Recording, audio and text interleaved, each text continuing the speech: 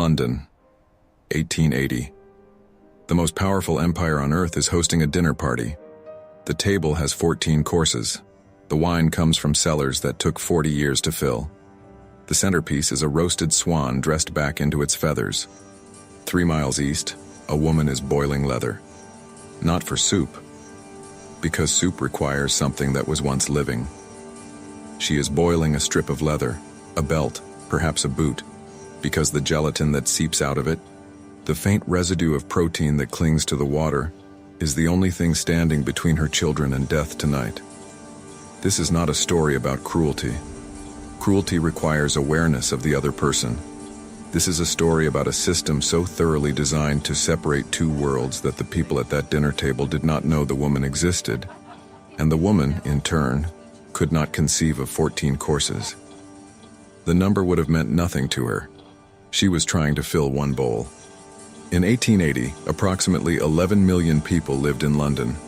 Of those, roughly 3 million, 1 in 4, lived in conditions that a government inquiry later described as incompatible with physical survival beyond the middle years.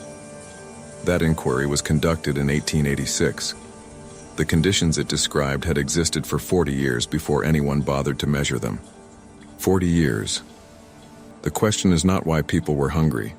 The question is why the hunger was so precisely distributed. Britain in the 1880s produced more food per capita than it had at any point in its history. The railway network moved grain and cattle from the countryside to the cities in hours.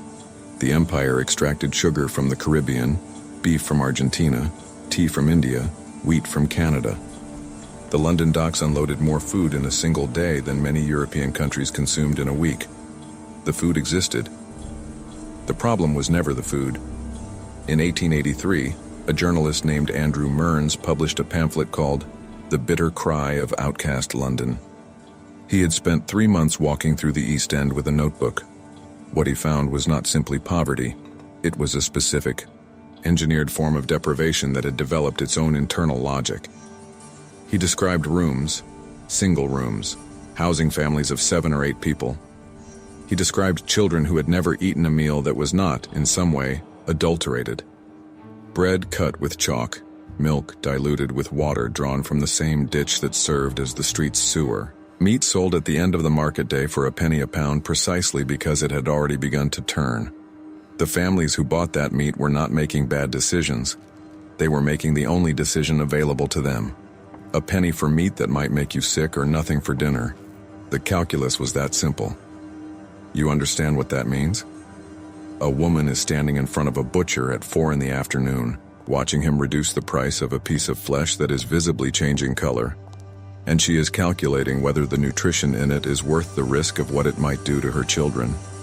And she is making that calculation in the same city, on the same afternoon, where a footman 3 miles west is selecting which of the 14 courses to present on the monogrammed silver. The same city, the same afternoon. What separated them was not talent, or morality, or even entirely money. What separated them was address. The East End of London in the Victorian era was not simply a poor neighborhood. It was a distinct economic organism, governed by rules that did not apply elsewhere. The most important of those rules was the casual labor system. Casual labor meant no contracts, no guaranteed hours, no wages you could plan around.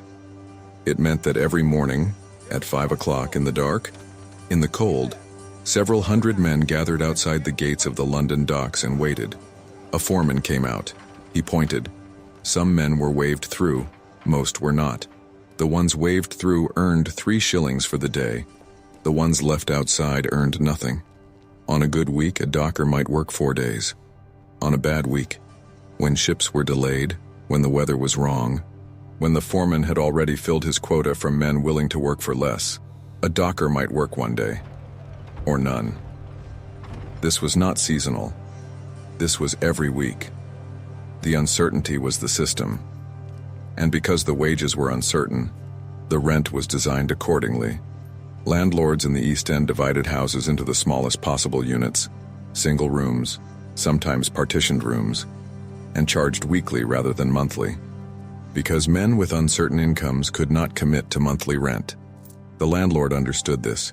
The weekly structure guaranteed that the rent would be extracted first, before food, before coal, before medicine, because the alternative, missing a week's rent, meant the street. The rent was extracted before the food. Read that sentence again.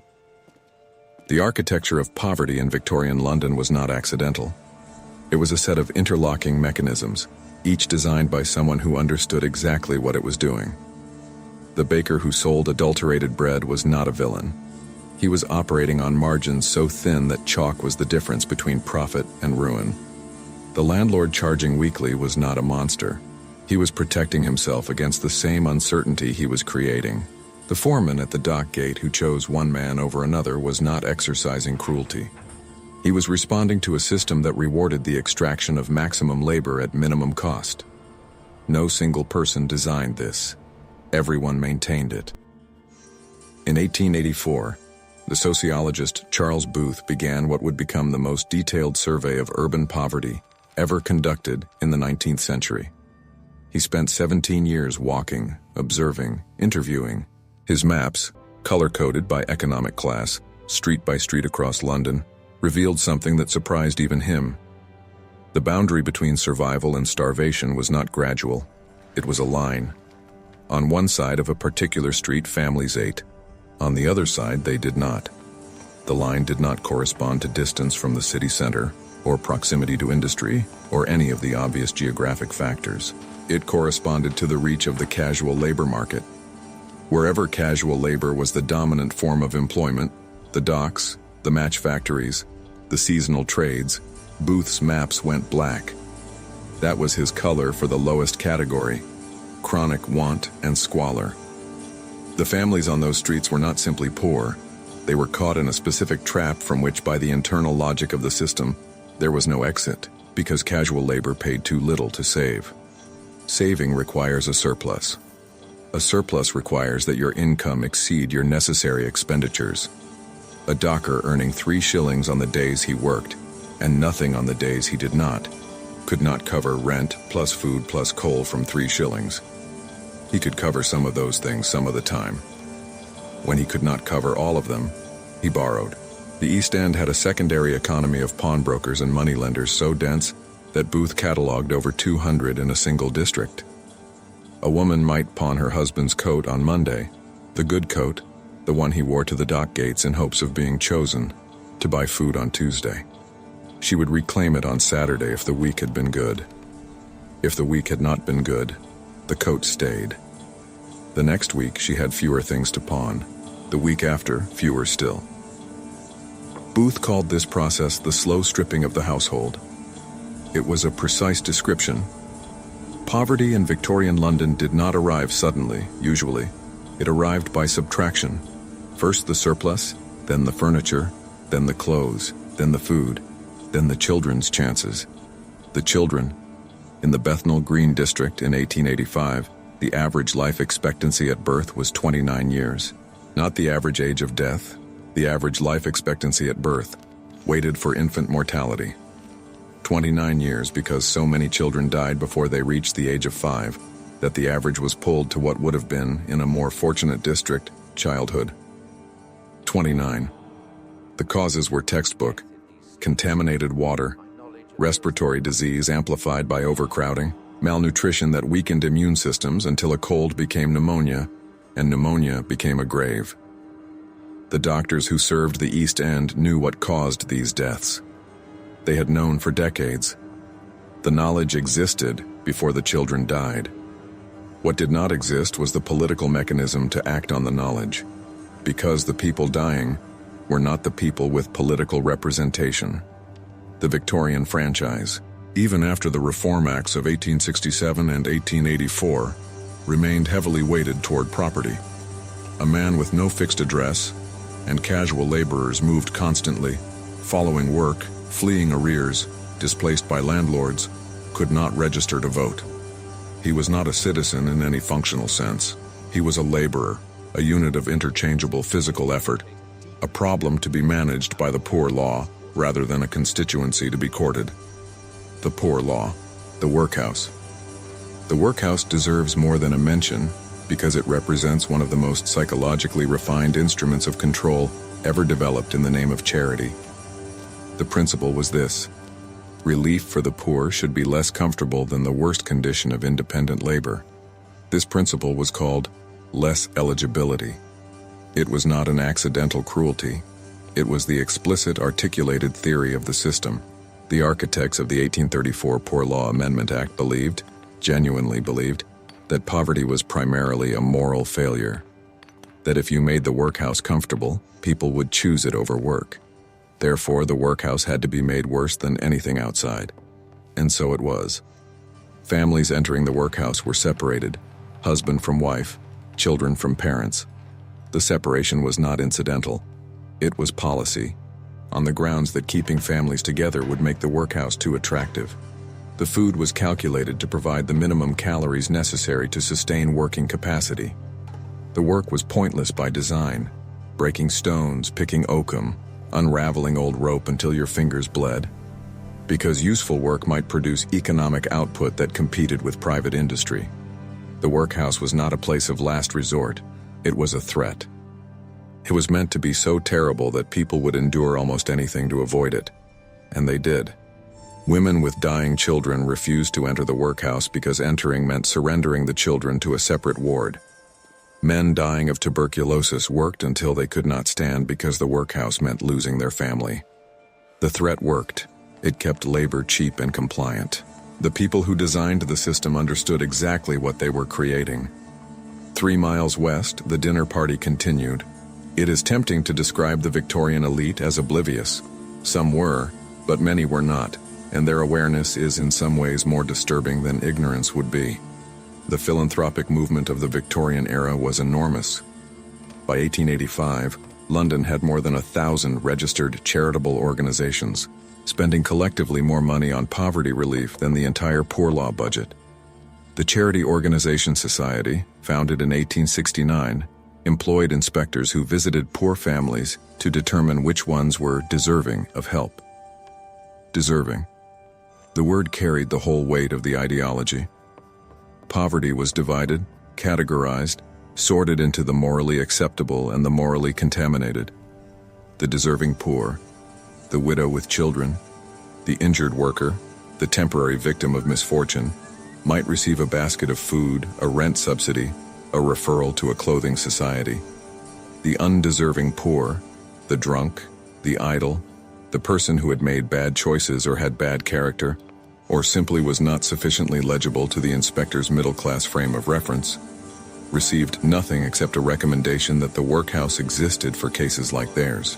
The deserving and undeserving distinction did one thing with great efficiency. It moved responsibility for poverty from the structure to the individual. If poverty was a consequence of bad character, then the solution was character reform, not systemic change. The philanthropist could maintain his 14-course dinner and his sense of moral seriousness simultaneously. He was helping the right kind of poor. The wrong kind had brought it on themselves. This is not an observation about Victorian hypocrisy. It is an observation about the durability of a particular explanatory framework.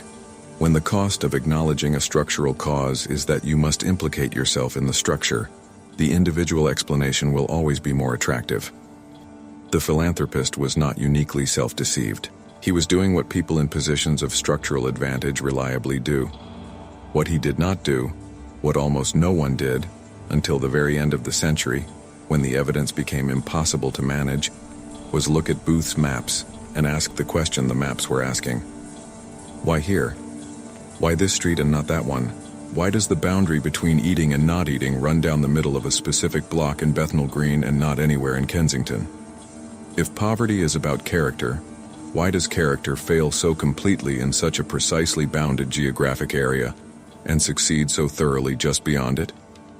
The maps did not answer those questions in words, but they answered them. The color did the work. In 1899, Seabohm Rowntree, a member of the Quaker chocolate-making family, conducted a survey of poverty in York, a smaller, quieter city than London, with no docks, no casual labor market, no East End mythology. He wanted to know if what Booth had found in London was specific to London's pathologies or something more general. He found that 28% of York's population was living below what he called the poverty line, a term he invented for that study. He had calculated the minimum income necessary to sustain physical efficiency. Enough calories, enough shelter, enough clothing. 28% of York did not reach it. 28% of a medium English city, at the height of Victorian prosperity, living below the minimum for physical survival. Rowntree also found something Booth had suggested but not measured with this precision. Poverty was not a permanent state for most families. It was a cycle. A family was poor when the children were young and not yet earning. It climbed above the poverty line when the children entered the workforce. It fell below again when the breadwinner aged out of heavy labor and the children left home. Poverty, for the working class, was not the exception. It was the recurring condition, arriving with the predictability of seasons. This meant that the families at the bottom of Booth's black zones were not a separate class of the permanently degraded. They were the working class at its worst moment. Young children, low wages, high expenses, with no mechanism to smooth the gap. There was no mechanism because no one had built one, not because the mechanism was technically impossible. The technology of insurance, of actuarial calculation, of pooled risk existed. It was used every day in every Lloyd's of London office to protect the ships carrying food away from the people who had grown it. It just had not been applied to the people. The last decade of the century brought the first cracks. Charles Booth himself, by the end of his survey, had reversed his early skepticism and begun advocating for a state pension. The Fabian Society was producing pamphlets arguing for collective provision. A young Winston Churchill, reading Rowntree's York survey in 1899, wrote in the margin, "Shocking but not deniable. Not deniable." The acknowledgement mattered because denial had been the primary institutional response for 60 years. The workhouse, the charity organization society's inspectors, the less eligibility principle, these were not simply policy choices. They were arguments. Arguments that poverty was individual, that relief should be punitive, that the market had correctly allocated outcomes. Those arguments had 60 years of institutional infrastructure behind them. Overcoming them would take another decade, and a liberal government elected in 1906, and a set of reforms. School meals, old age pensions, labor exchanges, that represented the first systematic recognition that the state might owe something to the working poor, beyond the threat of the workhouse. The woman boiling leather did not live to see it. By 1906, she would have been gone. Her children might have been alive. Her grandchildren might have benefited. The recognition arrived on schedule. The people who most needed it had already passed through. This is how systems work, not through malice usually, through the compounding of individually rational decisions into collectively catastrophic outcomes, through the extraordinary efficiency with which institutions protect the ideas that justify their existence, through the gap between knowing and acting, which in Victorian London was measured not in arguments, not in missing data, but in decades. Booth had the maps. Rowntree had the numbers. The doctrine had always had the power. The question is never whether the evidence exists. The question is who controls what the evidence is allowed to mean.